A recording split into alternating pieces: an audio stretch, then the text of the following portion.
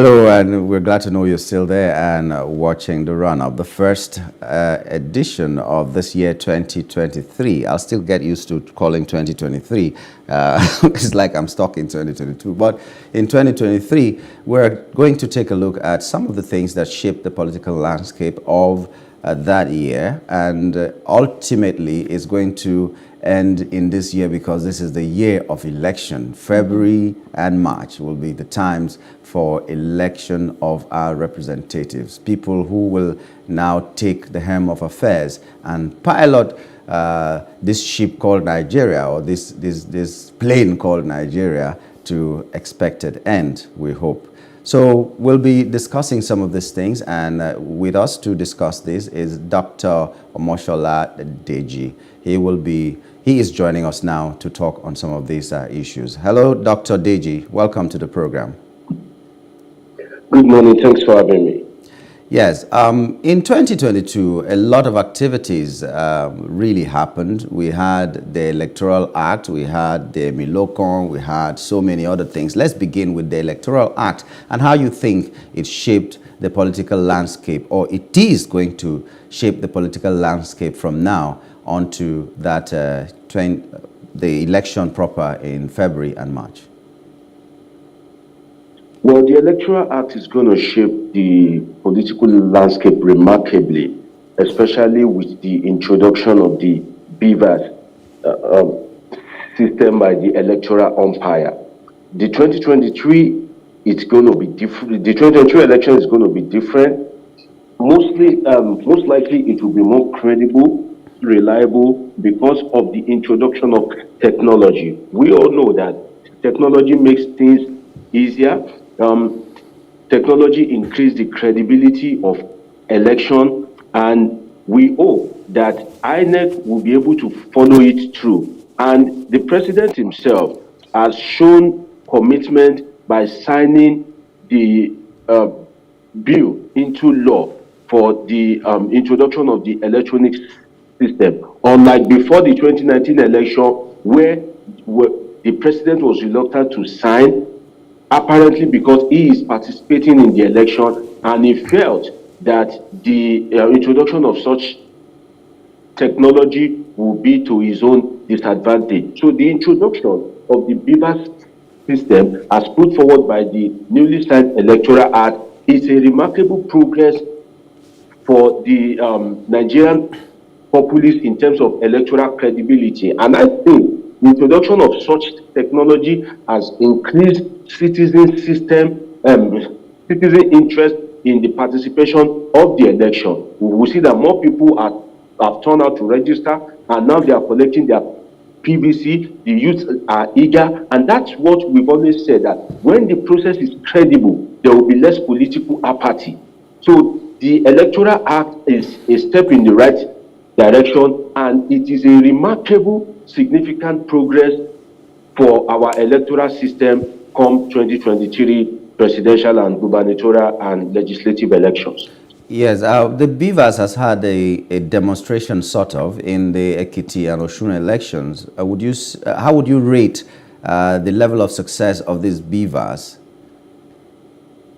The level of success of the BVAS to me has been very significant because it has stopped electoral malpractice. We have a situation in this country before now whereby a lot of abracadabra occurs while they are transporting the result from the polling unit to the collation center, and I think that is not right. In these days of technology, if I can be where I am, I'm speaking to you directly in the studio now, why can't we use that also for our electoral process?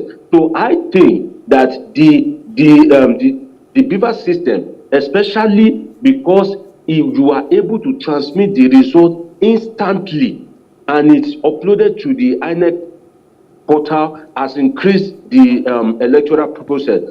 You will see that in a particular side, I can't recall whether it's Osun or Ekiti, whereby a particular polling officer was allegedly trying to manipulate the process by refusing to upload the results on the INEC portal alleging that there's no internet. The citizens themselves said, no, we have internet, we will give you, you must upload it. So the introduction of the system has remarkably helped to reduce the magic that we used to have, the manipulation of figures that we used to have, and it helps for the citizen and even the political parties and the candidates to know the result real time.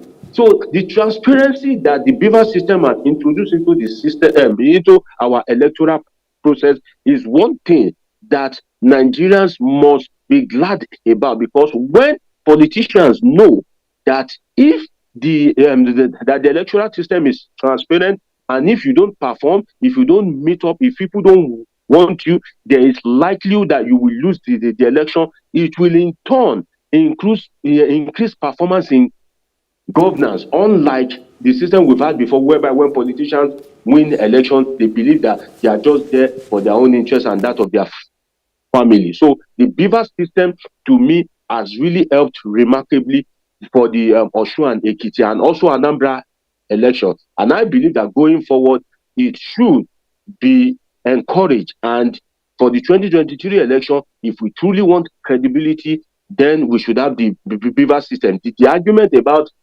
internet and in some areas of the country, I believe that the argument is baseless, because the beaver system should be done in such a way that even if it is with 3G or 2G network, you can still be able to upload the result on the system. And INEC has said that just like our text messages, if you send a WhatsApp message and there's no network on your phone at that point in time, whenever there is network, the message automatically delivers. So the beaver system has been made to operate in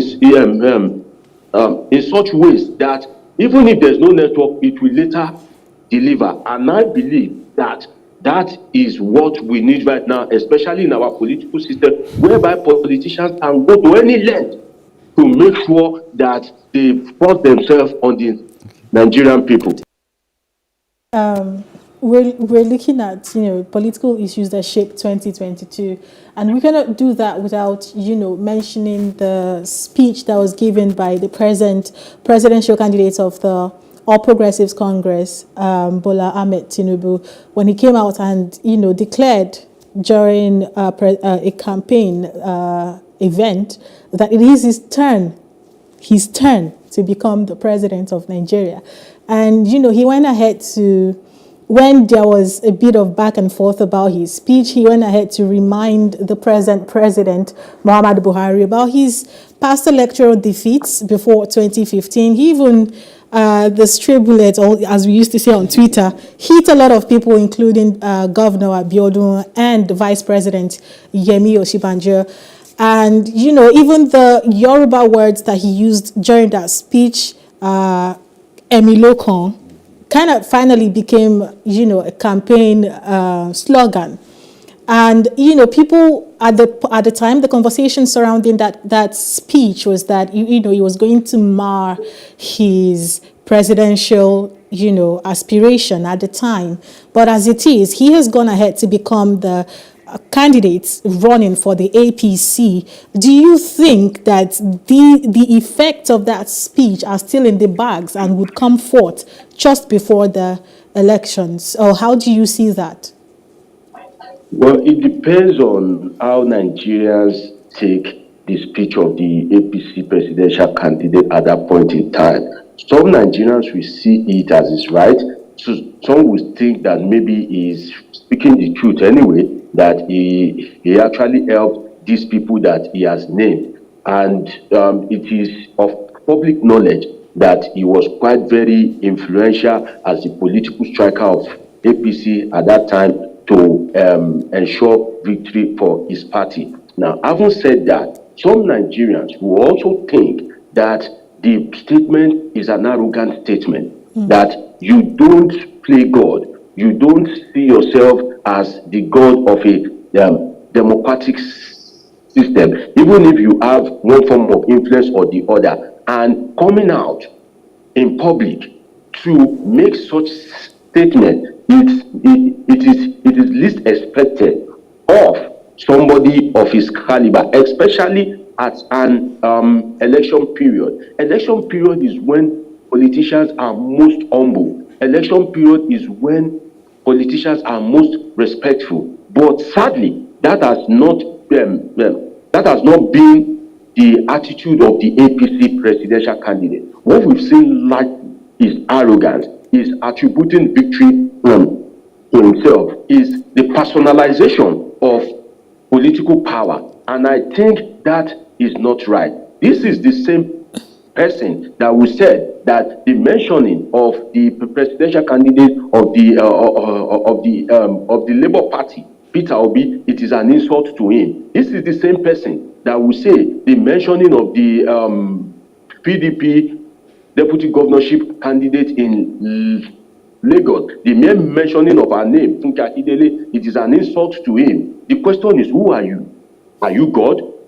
You don't play God, most especially when you are going to meet people to vote for you. The same people that you are playing God to, attributing the Alpha and Omega status to yourself. And at the end of the day, you expect the people to vote for you. So I think Nigerians would decide based on how they take the statement. But as for the presidency, I think that in the mind of President Muhammadu Buhari, I don't think the statement will go down well with him, because and we can see the manifestation of that during the APC primary. One would ordinarily think that the president would support Asiwaju Bola Tinubu based on the support that Asiwaju gave to him for his emergence in 2019 and in 2015. But the president stayed away and let the process evolve. Luckily for Asiwaju, he was able to emerge. But Yorubas will say that the child abused the Iroko tree, and he looks back.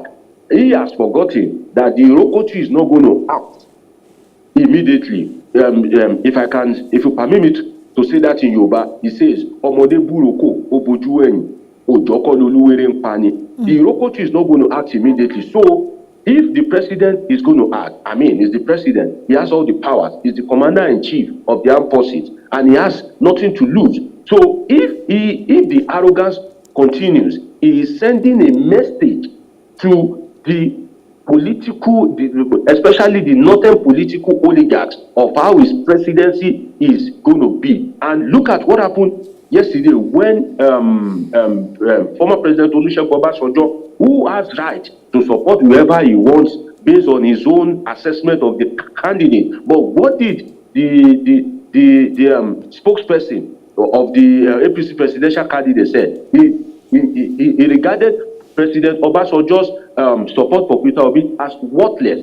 You can't be saying that. It doesn't cost you anything to say, okay, we thank you, we respect your opinion, but Nigerians will be the one to decide. So the arrogance in the camp of the APC presidential candidate himself is not helping matters at all. So for me, I think the arrogance is one too many. It is getting too much, and he needs to tone down at the way he speaks, the way he kind of like approaches things, and caution his aid, which is very, very important. Caution his aid to take things easy. You have to be humble. Nigerians have to see you as being humble, because if you are arrogant before you become a president, Nigerian president has so much powers. Now, if you now become president and you have the presidential powers to do and undo at your beck and call, then what will you now be doing at that point in time? So far, he has been sending wrong signal of arrogance, of the god of Nigerian politics, and I think that is not right for his presidential ambition. Okay, I know Bayo is standing by to ask you some other questions, but before we go to Bayo now, I'm just trying to pick your mind now. Before now, I know that Labour Party has produced like a governor, and we've heard their name somewhere as it is. But now the prominence with which Labour Party has come into the political scene now for 2023 is because of the cross-carpeting, if you permit me to say that, of one of the PDP hopefuls then, Peter Obi, into the fold of the Labour Party. And now another thing emerged, another movement emerged that they call the obedient movement. Even at that, we also have the Kwankwasia up north and a few other people who are trying to make impact. But basically, they are like three major political parties now, or not even political parties, three major contenders for the position of the presidency. Do you see this third force, as people are calling it, coming to really tip the balance of these 2023 elections? And what gives you that hope? Well, the third force may not have the trophy at the end of the day. But one thing that has been clear is the flaws of the two prominent parties have given Peter Obi the stardom that he is enjoying now. And if you look at it, in the mind of right-thinking Nigerians, I believe that majority of Nigerians think that it is wrong for a country with over 250 ethnic groups. The Fulani ethnic stock have had 8 years. Then you now want to bring in another Fulani man at a time when there are secessionist threat in the country, at a time when even the man at the helm of affairs, President Muhammadu Buhari, who is the Fulani man, has performed woefully. So you now bring in another Fulani man. What is he going to kind of like campaign? If President Buhari has performed remarkably, maybe Nigerians would think that it is in the ethnic gene of the Fulani to kind of like perform remarkably when they are in power. But that has not been the case if we are to assess the Buhari administration.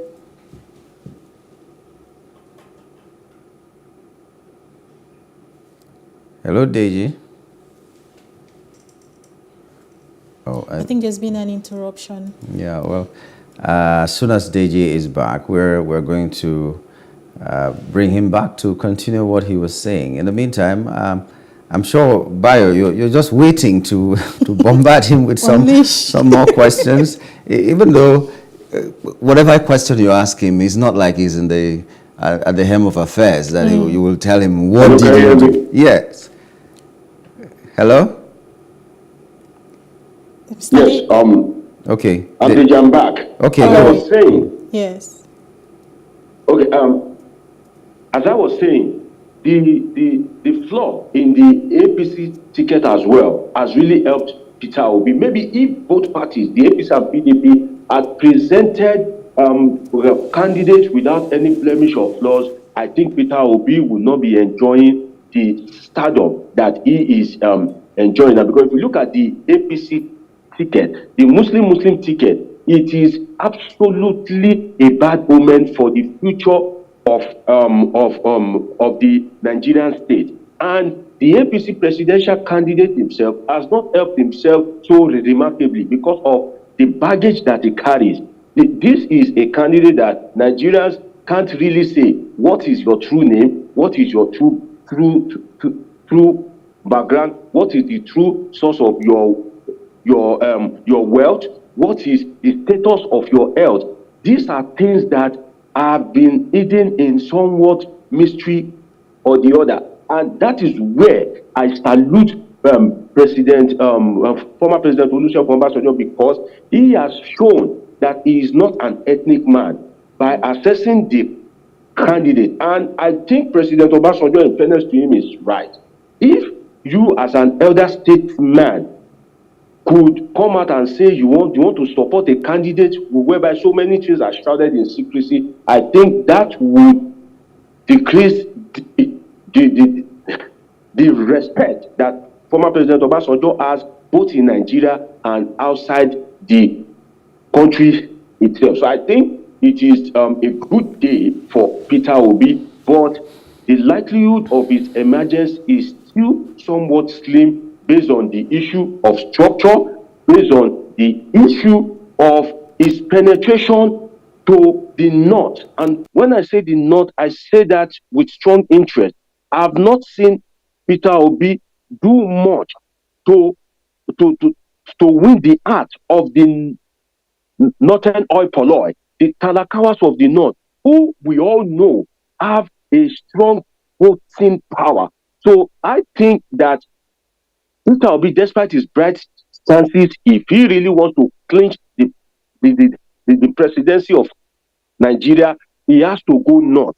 His approach has been much of south. He has to go north. Like right now, he has to begin to penetrate the northern population and vote. And I think if he is able to achieve that, then his chances will become brighter. Okay, let's go to Bayo now. Bayo is standing by. Bayo, over to you now. Thank you very much, Dr. Omoshola, for your incisive analysis. I will start with the last point. You said if Peter Obi wishes to be president of Nigeria, he has to go north. There are those who believe that the key to Peter Obi winning, and you have, of course, juxtaposed that relative to that of Ashiwaju and the former Vice President Abubakar Atiku. But some people believe that Peter Obi will need to get the middle belt and get the northeast. Do you believe, first of all, that is a right strategy? And secondly, do you think that the Labour Party has the resources to marshal such an endeavor, on the side of Peter Obi? Well, if I can answer your question, your point is very logical, and that's why you see that in my submission, I didn't give Peter Obi a pass mark. I didn't say, oh, yes, he's going to get the trophy. As a political scientist, I'm saying that Peter Obi has a lot of work to do in terms of the structure.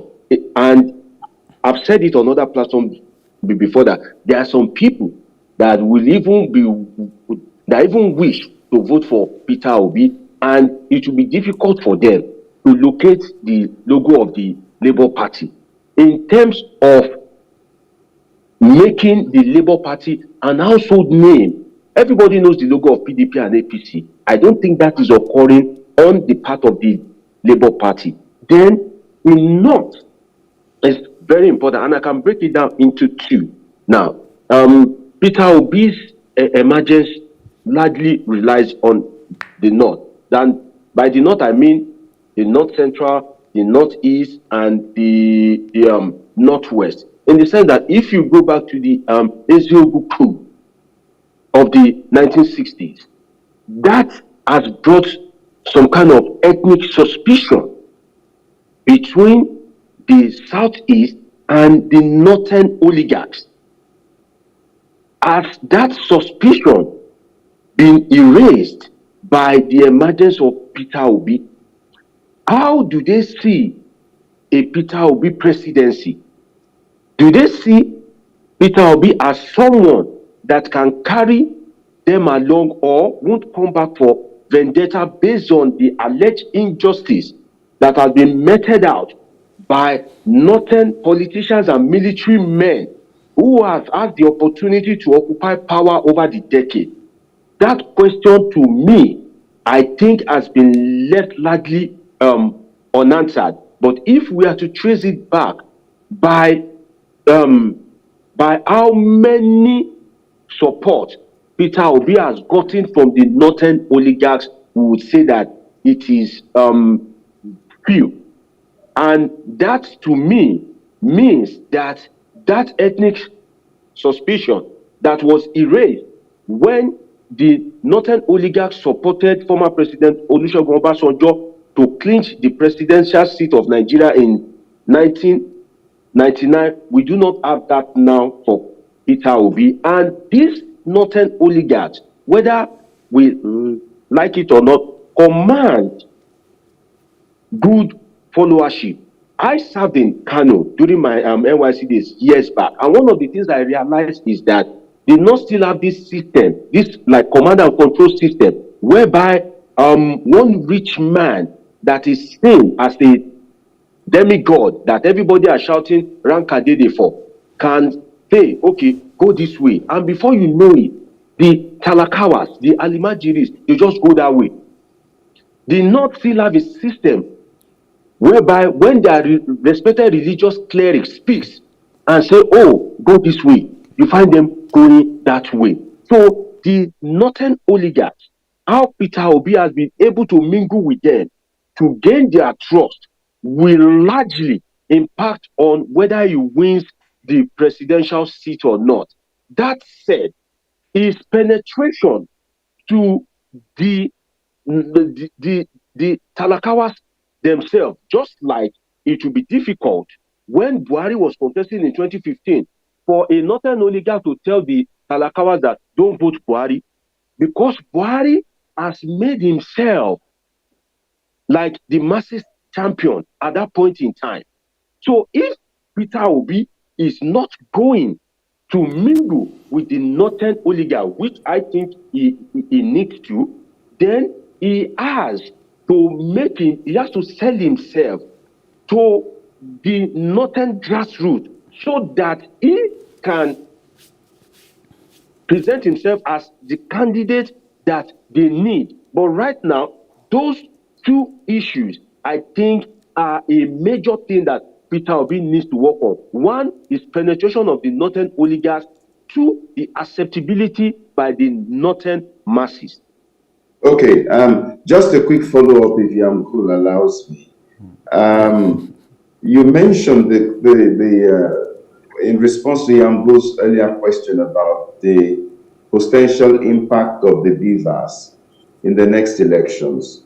And yes, and I believe your analysis was spot on. But something which is allied to that could also be the number of registered voters in each of the geopolitical zones of the country.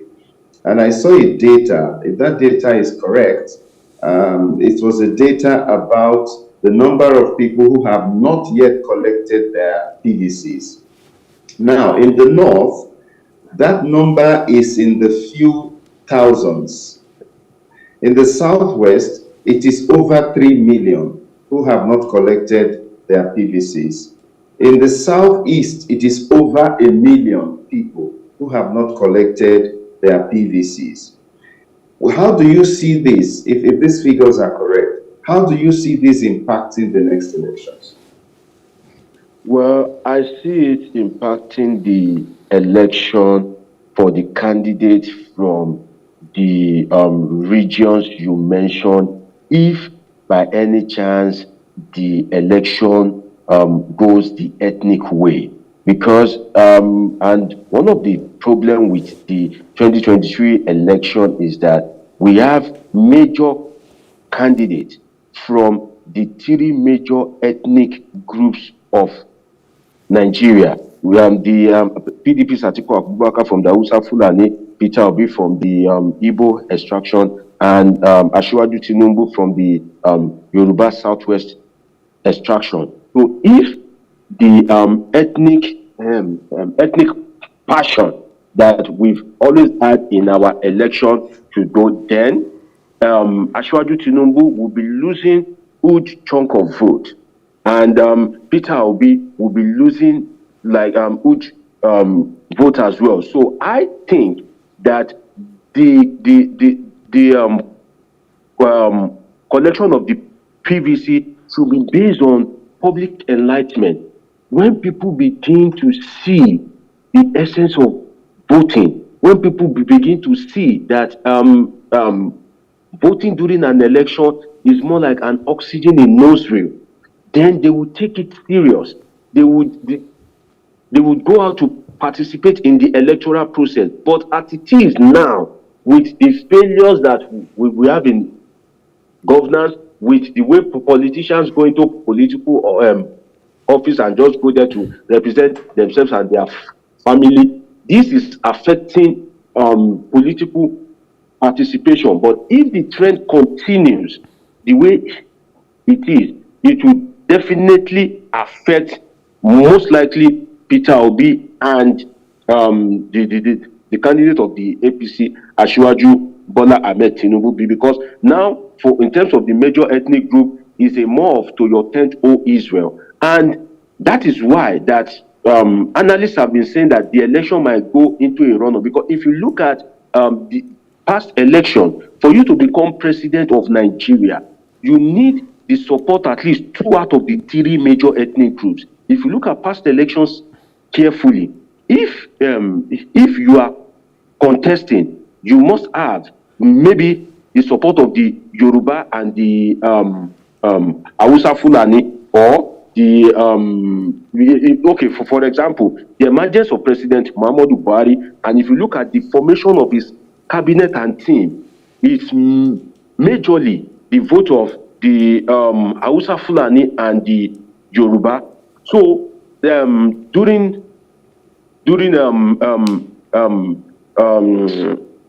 former President Obasanjo's time, we have vote from the Hausa Fulani and the Igbo, lesser vote from the Southwest, not so much as expected from the Southwest. But the Nigerian political history, you need the support of 2 over 3 to become president. Now, the problem is, where will that support comes from? Because Atiku Abubakar is on the ballot, Peter Obi is on the ballot, and Asiwaju Tinubu is on the ballot. And these are 3 strong candidates, whether anybody likes it or not. So I think the solution is people that want the trophy has to go all out to educate voters, to make sure to make them see the reason why they must collect their PVC. Most Nigerians sincerely are bothered about survival.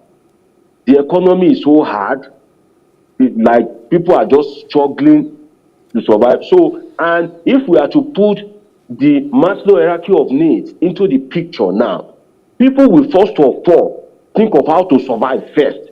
People will first of all think of how to live their life, especially when they are sure that government would not address any of their plight. In systems whereby the government is responsive, you see increased political participation. It comes naturally. So I think people that want to govern Nigeria, both at the local government, state, and the federal level, has to now go all out to educate people, to ensure that they collect their PVC. And I think the APC and the Labour Party has a lot to do in this regard. Okay, Dr. Deji, it's been wonderful having you. There's so many other things that we could have talked about in the course of this program, but because we are out of time, we'd like to just say thank you to you for being a part of our show this morning. Thank you for having me. Always my pleasure. Yeah, thank you. Well, that was Dr. Omoshola Deji, a political analyst.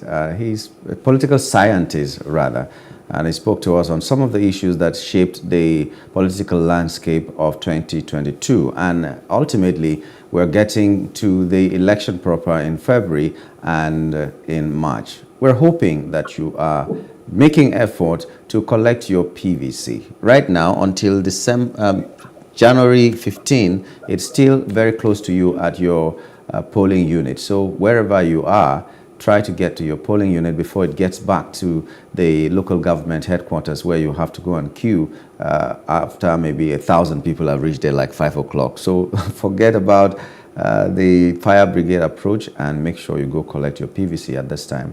We'll just take a short break to enable us bring you the news, and after that we'll be discussing between us, Uche, Bayo and I, on the letter that was written to the youths by the former president Olusegun Obasanjo. Just stay with us.